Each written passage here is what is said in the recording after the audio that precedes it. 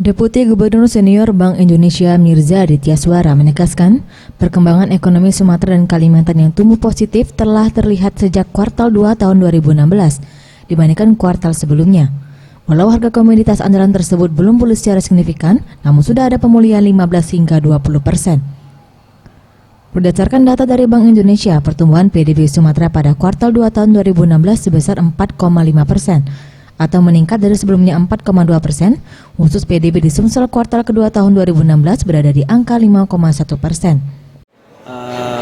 Pemulihan mungkin antara 15-25% dari harga-harga produk perkebunan dan pertambangan. Maka dari itu kita lihat bahwa ekonomi Sumatera dan Kalimantan di kuartal 1 dan kuartal 2 tahun ini itu lebih baik dibandingkan kuartal 1, kuartal 2 tahun lalu. Sebanyak 22% perekonomian Indonesia merupakan PDB Sumatera dan 9% PDB Kalimantan, Jawa 58 hingga 60%. Mega Dwi Handayani, Sriwijaya TV.